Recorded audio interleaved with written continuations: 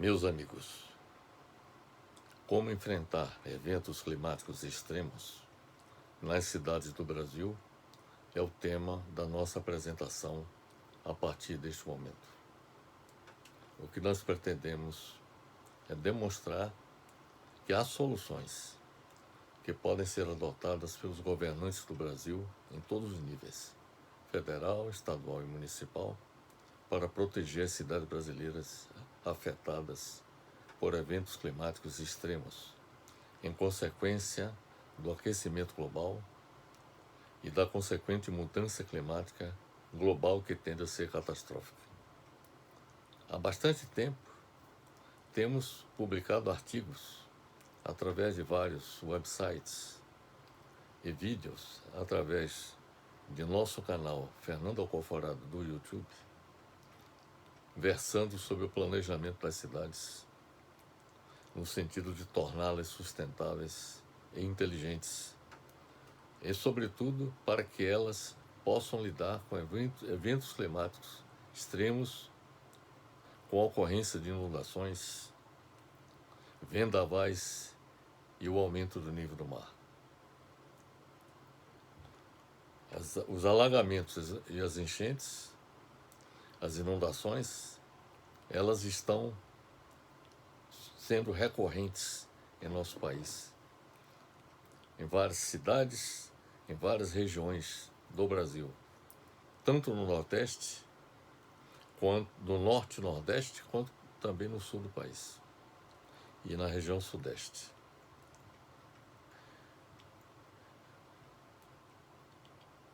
Tem sido recorrente a ocorrência de alagamentos, vendavais e inundações nas cidades brasileiras. Esses eventos revelam que os poderes públicos não planejam as cidades brasileiras de forma racional, com o uso adequado da engenharia, entre outras medidas indispensáveis. A nossa apresentação toma por base conclusões de trabalhos, de pesquisas que nós realizamos há vários anos, temos realizado há vários anos. Para efeito desta apresentação, eu tomei por base 4 textos que nós publicamos de 1919, de 2019 até 2023. O primeiro texto que nós publicamos através do website LinkedIn, como preparar as cidades contra eventos climáticos extremos. Isto foi publicado no dia 9 de fevereiro de 2019. Um outro texto de nossa autoria, que nós nos apoiamos para fazer esta apresentação, tem o seguinte título: A engenharia como solução para evitar alagamentos, enchentes e inundações nas cidades. Esse artigo foi publicado no dia 4 de março de 2022 no website do academia.edu. Um outro texto de nossa autoria, com base no qual nós faremos a nossa apresentação, tem um título, o artigo que nós nos apoiamos tem um título: Sustentabilidade na Gestão de Inundações, que foi publicado no dia 15 de outubro de 2022, no website academia.edu. E o último texto, com base no qual nós estruturamos a nossa apresentação, a apresentação deste vídeo, tem como título: Como o governo do Brasil poderá tornar as cidades brasileiras sustentáveis e inteligentes. Este artigo foi publicado no dia 4 de março de 2023, no site do LinkedIn. Bem, os diversos artigos que serviram de base para a nossa apresentação abordam o tema inundações nas cidades.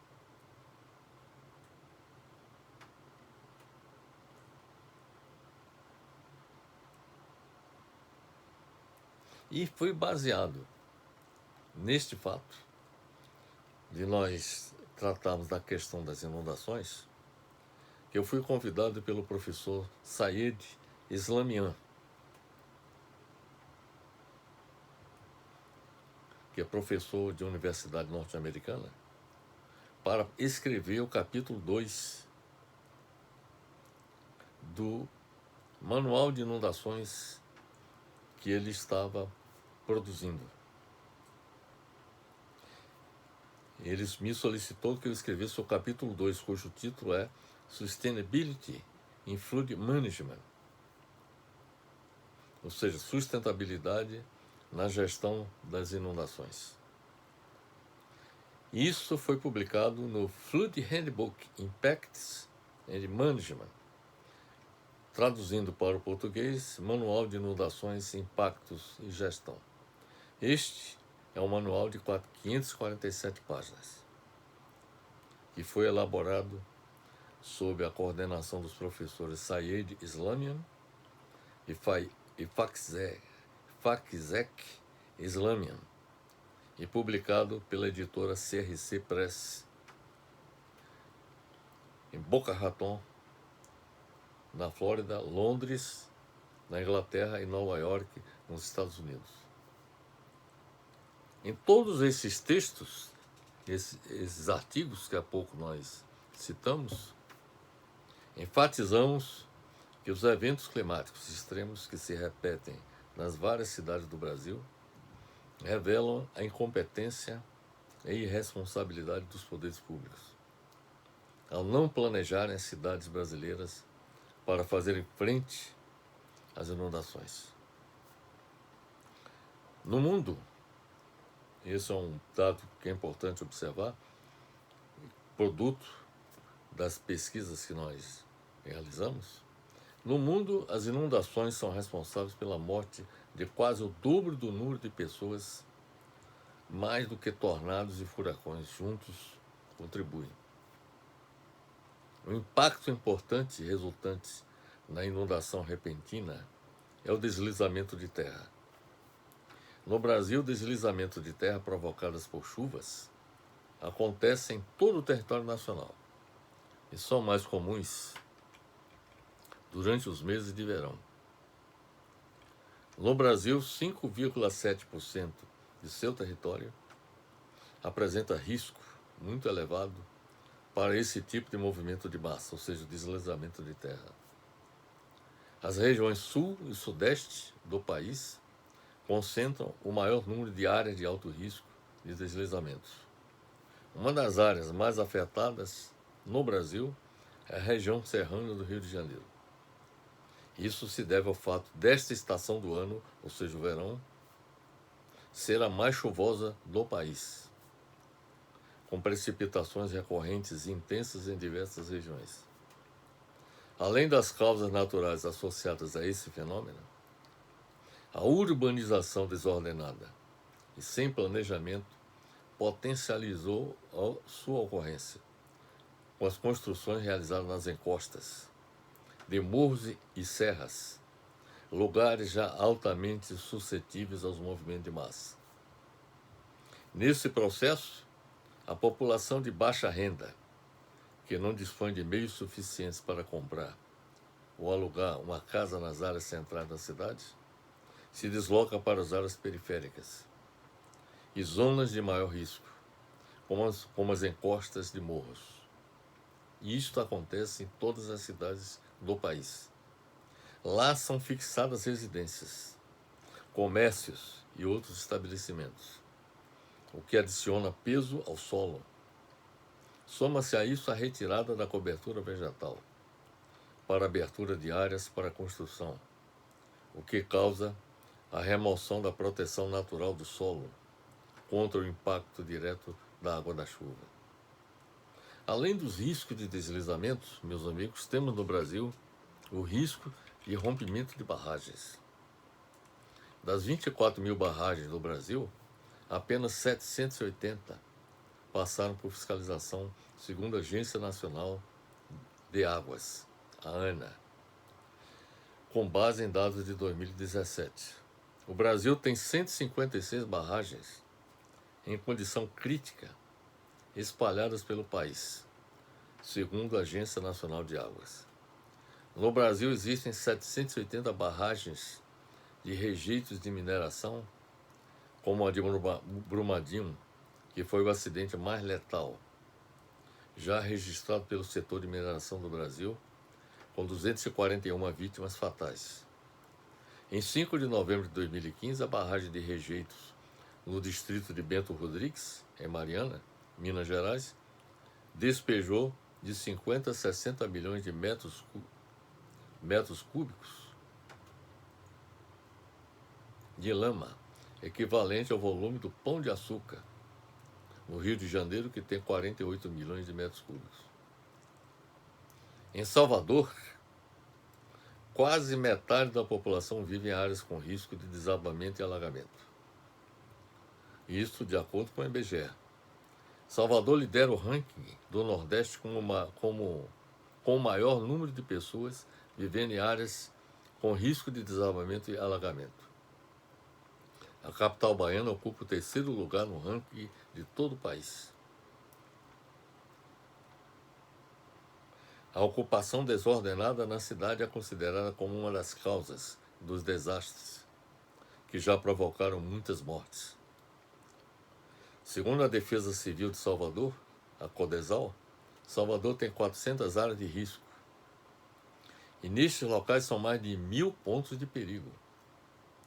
Além desses problemas, a população de Salvador sofre com falta de infraestrutura de escoamento de água que contribui para a ocorrência de alagamentos. Salvador não apresenta um sistema de escoamento eficiente de água. A falta de investimento público na infraestrutura urbana de Salvador. Para fazer frente a eventos climáticos extremos nas cidades do Brasil, é preciso que seja realizado o controle de inundações. O controle de inundação diz respeito a todos os métodos usados para reduzir ou impedir os efeitos prejudiciais da ação das águas. As medidas de prevenção e correção para minimizar os danos causados pelas inundações são classificadas, de acordo com sua natureza, em medidas estruturais e não estruturais. As medidas estruturais correspondem aos trabalhos que podem ser implementados com a execução de obras de engenharia, visando a correção ou prevenção de problemas decorrentes de inundações. Medidas não estruturais são aquelas que buscam prevenir e ou reduzir os danos e consequências das inundações. Não por meio da execução de obras de engenharia, mas pela introdução de normas, regulamentos e programas que visam, por exemplo, disciplinar o uso e a ocupação do solo das cidades, implementando a implementação de sistemas de alerta e conscientização da população. As medidas não estruturais podem ser eficazes, a custos menores e horizontes mais longos, bem como buscar disciplinar a ocupação territorial, o comportamento das pessoas e as atividades econômicas. Ao delimitar áreas sujeitas à inundação, dependendo do risco, é possível estabelecer um zoneamento e os respectivos regulamentos para a construção ou para possíveis obras de proteção individual, como a instalação de comportas, portas estanques e outras, a serem incluídas em edifícios existentes. Da mesma forma, algumas áreas podem ser desapropriadas para serem usadas como praças, parques, estacionamentos e outros usos. As medidas não estruturais, como o sistema de alerta, podem reduzir os danos esperados a curto prazo, com pequenos investimentos. Trata-se de um falso dilema, entretanto, escolher entre medidas estruturais e não estruturais para lidar com inundações, porque devemos optar pelas duas medidas. Medidas não estruturais devem ser tomadas em conjunto com medidas estruturais. As duas têm que estar articuladas entre si. As obras de engenharia que podem prevenir e mitigar os efeitos das inundações nas cidades são as seguintes. E isso tudo é que nós vamos apresentar, é produto da pesquisa que nós realizamos, não só da prática do controle de inundações no Brasil, como também fora do país, sobretudo fora do país. Então, as obras de engenharia que podem prevenir e mitigar os efeitos das inundações nas cidades são as seguintes. Primeiro, a construção de grandes piscinas, que são os piscinões, que são grandes tanques de água subterrânea para armazenar as águas. Sobretudo nas áreas mais baixas de uma cidade, pode se eleger como, por exemplo, uma grande praça, pode-se construir os piscinões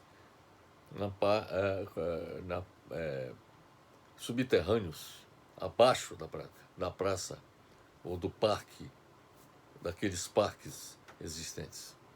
E o próprio parque poderia operar como um espaço para recepcionar as águas em que eventualmente possam acontecer em grande volume. Então, primeiro, a construção de grandes piscinas, que são os piscinões, que são grandes tanques de água subterrânea para armazenar as águas. Segunda medida, a segunda obra de engenharia, colocação obrigatória de pisos de drenagem permeáveis em pátios enormes de estacionamentos, em shoppings, supermercados e cinemas, para permitir a infiltração da água em parte do solo, sendo feita a mesma ação para monumentos e espaços em torno de edifícios. Terceira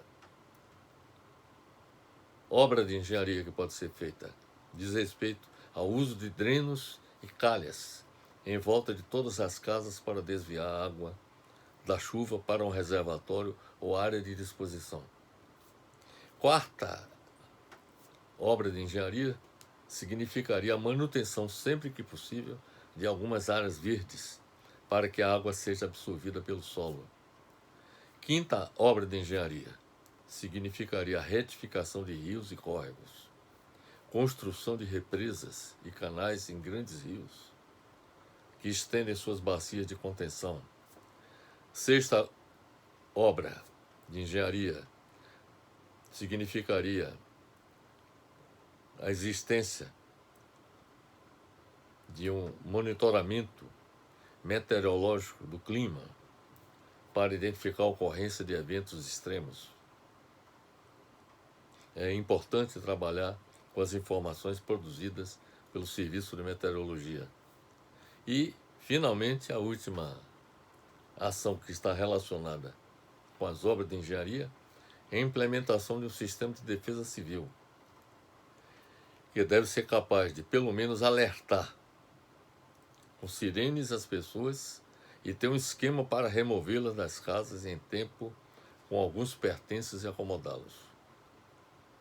Cuidar para evitar inundações em áreas urbanas consiste em manter ruas e calçadas sempre limpas, limpar e desentupir bueiros e drenagem de águas pluviais, manter os canais de chuva livres de galhos e folhas de árvores, para evitar o entupimento e, consequentemente, o retorno da água.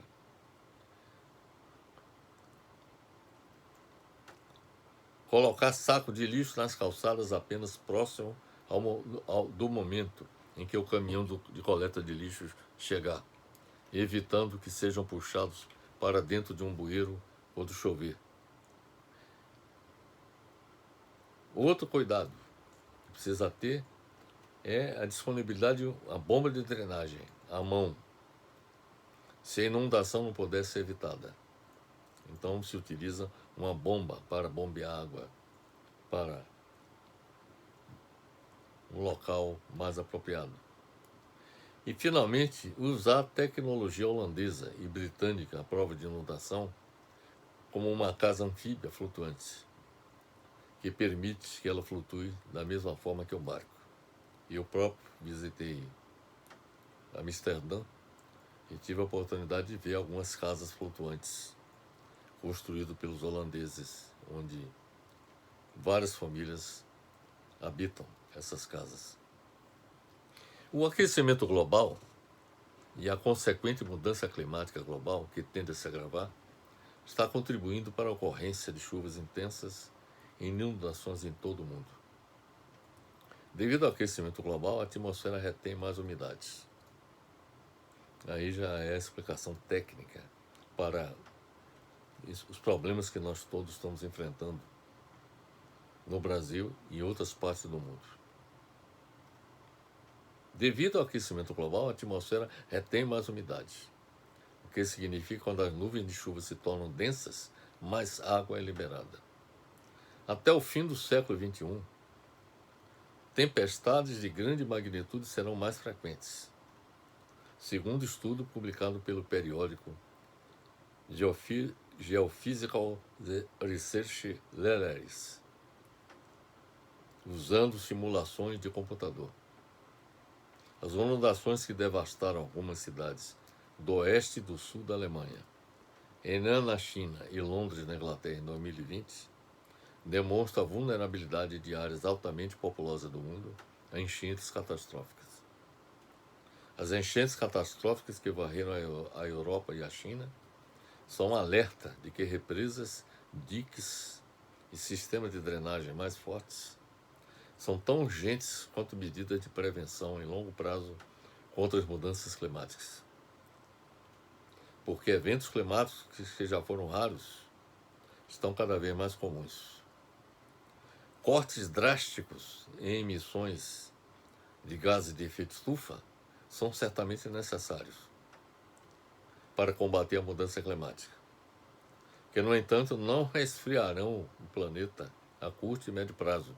Isso se forem adotadas medidas nessa direção, porque, pelo que nós estamos observando, o nível das emissões de gases de efeito estufa não tem se reduzido, mesmo com as reuniões das COPs promovidas pela ONU. E as emissões de gases de efeito estufa jogam um papel importante como um dos contribuintes para o aquecimento global. Então, como já disse, mesmo que haja cortes drásticos nas emissões de gases de efeito estufa, são certamente necessários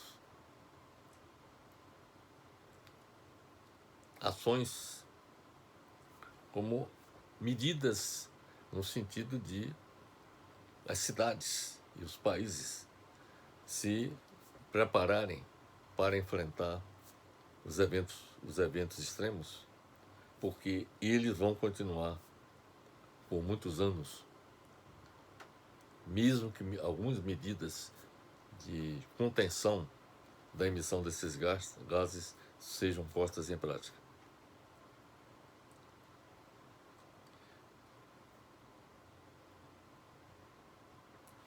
Enquanto o clima da Terra não se estabilizar, os governantes de cada país, essa é a nossa opinião, precisarão preparar seus países e suas cidades para enfrentar eventos extremos no clima.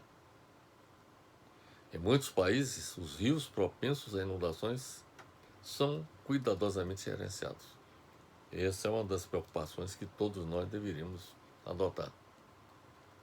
Em outros dos nossos grandes rios, sobretudo os grandes rios, as bacias desses grandes rios, precisam ser gerenciados.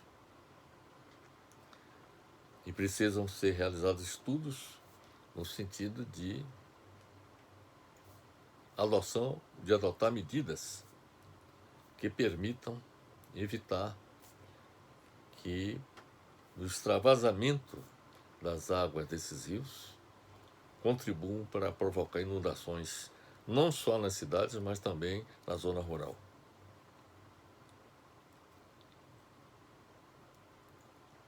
Então, como eu já disse, em muitos países os rios propensos a inundações são cuidadosamente gerenciados. Isso acontece na Europa, especialmente na Holanda e também nos Estados Unidos.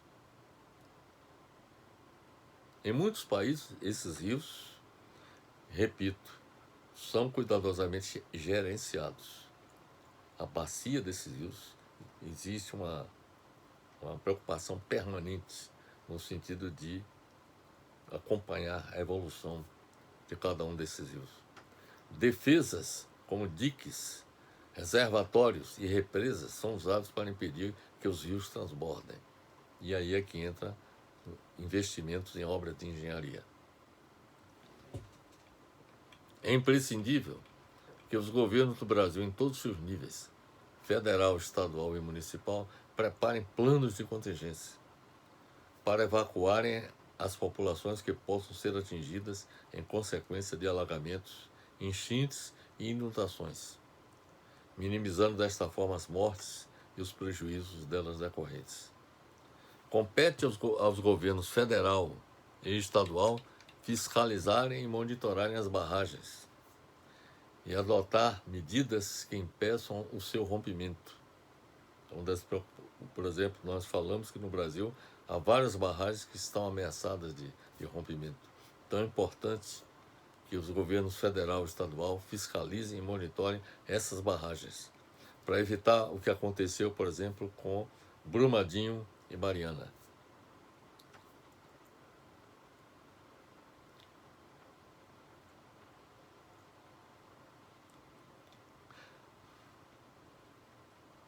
Pode-se afirmar que os prejuízos e o elevado número de mortos nas tragédias recentes, que atingiram várias cidades e regiões do Brasil e do mundo, tem muito a ver com a inação das autoridades antes e durante as inundações.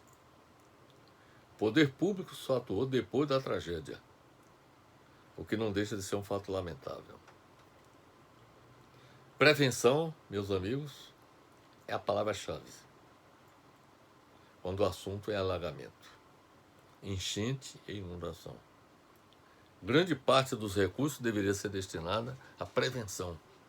Grande parte dos recursos públicos deveria ser destinada à prevenção e não para a cobertura dos prejuízos, como ocorre atualmente. Gasta-se muito menos com a prevenção, está comprovado isso, de alagamentos, enchentes e inundações, do que com a reconstrução de edificações e infraestruturas resultantes dessas inundações.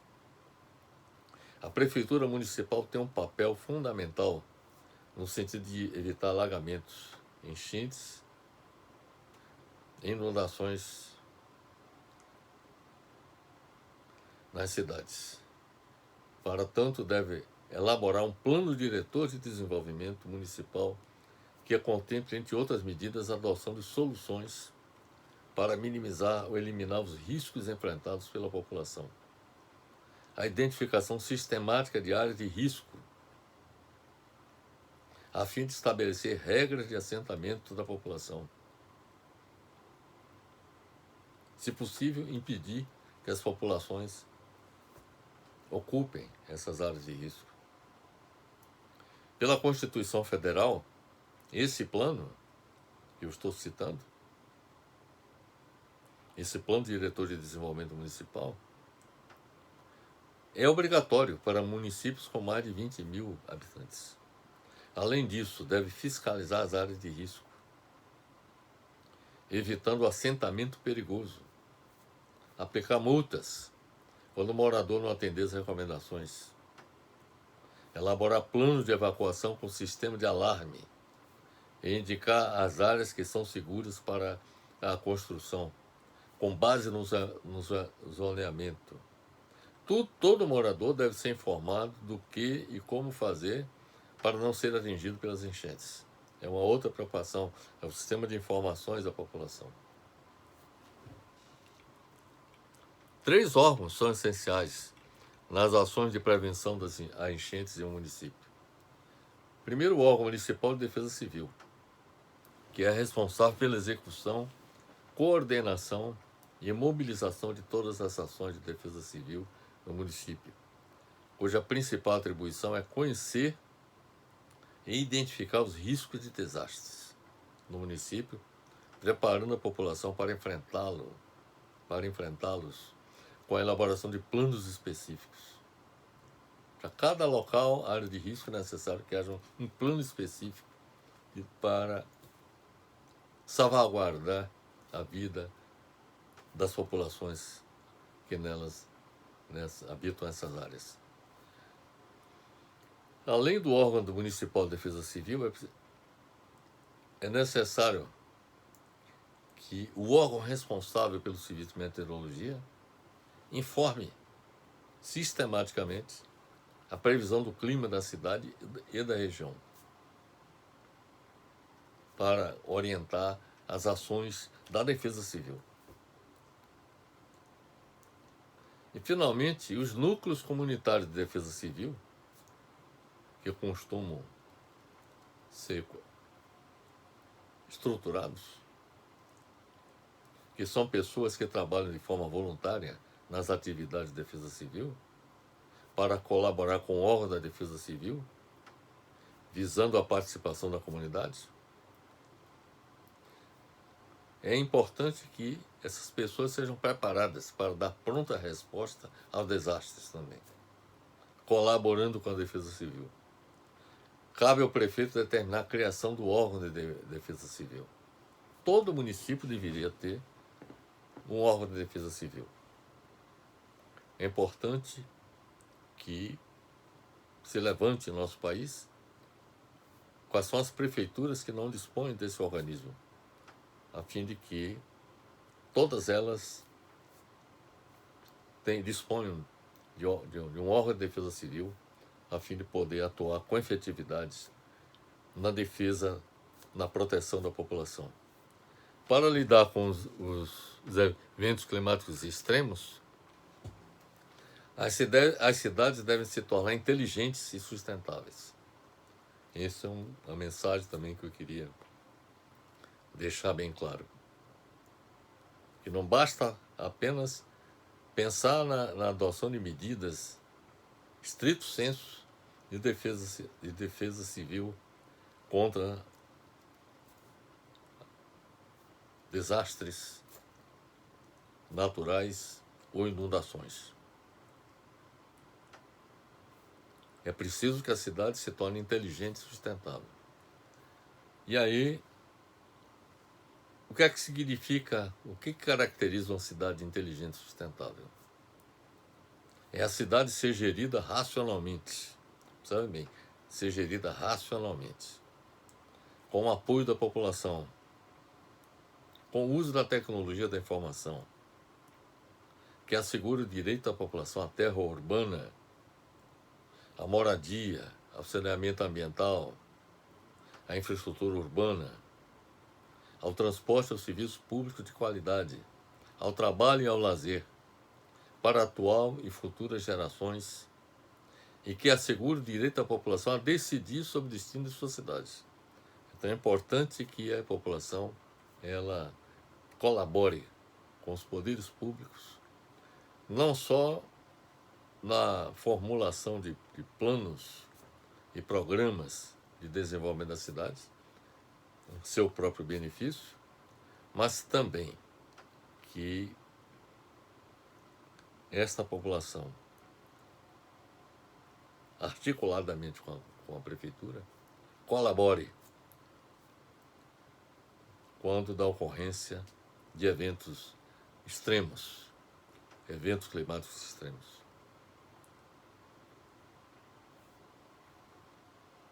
Transformar uma cidade em cidade inteligente significa usar a tecnologia da informação para facilitar a gestão da cidade, com a colaboração da população. Veja bem, usar a tecnologia da informação, colaboração da população e, além disso, que a população participe da tomada de decisão, das tomadas de decisão do município. O futuro das cidades e de suas populações depende, portanto, do que seja realizado no sentido de adotar um novo modelo de gestão, com o uso da tecnologia da informação, promover a melhoria da qualidade de vida para toda a população promover o desenvolvimento sustentável da cidade e promover a democratização das decisões do governo com a participação de toda a população. E aí eu gostaria de enfatizar a questão sustentabilidade, que é um termo utilizado para definir as ações e atividades humanas que buscam atender necessidades presentes dos seres humanos sem comprometer o futuro das futuras gerações. No caso das inundações, a sustentabilidade na gestão da inundação é obtida quando o meio ambiente atingido por elas é preservado para uso das gerações atuais e futuras. Então, ao defender as populações e a própria cidade contra as inundações, nós estamos preservando aquele espaço, não só para as gerações atuais, mas também para as gerações futuras. E aí é que o conceito de sustentabilidade na gestão das inundações se aplica. A sustentabilidade é obtida na gestão de enchentes com a elaboração de planos de prevenção, precaução e gestão de riscos, além da intensificação da fiscalização. Para lidar com os riscos da inundação é essencial que medidas de prevenção e precaução sejam adotadas para evitar eventos catastróficos. Isso com a adoção de medidas estruturais e não estruturais, conforme nós já falamos anteriormente. Medidas estruturais envolvem obras de engenharia, seja construção de diques, represas, mas também canais para drenagem das águas, a fim de implantar construção de piscinões, por exemplo, nas cidades, e obras estruturantes no sentido de evitar que os efeitos das inundações sejam catastróficos e mortais para as populações que habitam uma determinada cidade ou região.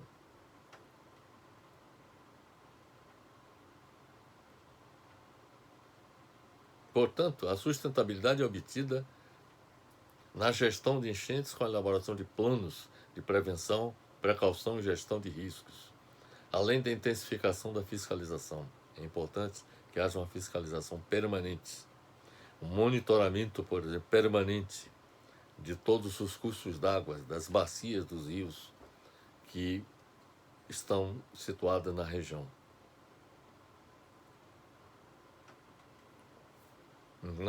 Então, como eu disse, para lidar com os riscos da inundação é essencial que medidas de prevenção e precaução sejam adotadas para evitar eventos catastróficos. A avaliação preliminar de impacto ambiental de inundações é um importante instrumento para a formulação de planos de defesa civil. Então, esse é o primeiro ponto, é a primeira medida que qualquer administração responsável e racional deveria adotar, é uma avaliação preliminar do impacto ambiental de inundações sobre sua cidade ou sobre a região abrangida pelas cidades. Então, essa avaliação de impacto ambiental é o primeiro passo para que possam ser formulados planos de defesa civil, pois é utilizado para avaliar, prever e prevenir maiores danos econômicos e sociais decorrentes das inundações.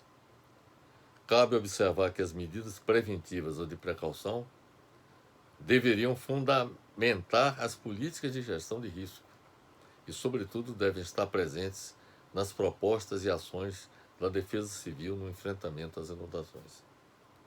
Então, portanto, meus amigos, eu estou apresentando essa temática, como enfrentar eventos climáticos extremos nas cidades do Brasil, porque, como todos vocês devem estar observando, as temperaturas em nosso país estão atingindo níveis nunca antes alcançados. Houve um aumento, está havendo um aumento significativo das temperaturas e também das chuvas e vendavais São Paulo, há pouco tempo, foi vítima de chuvas intensas e com ventos de mais de 100 km por hora, que contribuiu para a derrubada de árvores e, e linhas, redes elétricas, redes de eletricidade, comprometendo a atividade produtiva e o bem-estar da população. Então, eu espero que essa nossa apresentação e os textos e o artigo que nós estamos publicando também sobre o título Como enfrentar eventos climáticos extremos nas cidades do Brasil, que vai ser publicado nos sites do academia.edu, no SlideShare, do WordPress e também do Facebook. Espero que nossa contribuição seja útil para os gestores públicos nas áreas federal, estadual e municipal, a fim de que sejam adotadas medidas concretas, que eu entendo que essas proposições que nós apresentamos sejam capazes de fazer com que todos os administradores públicos do Brasil possam fazer frente aos eventos climáticos extremos que afetam a vida da nossa população. Finalizo deixando um forte abraço para todos.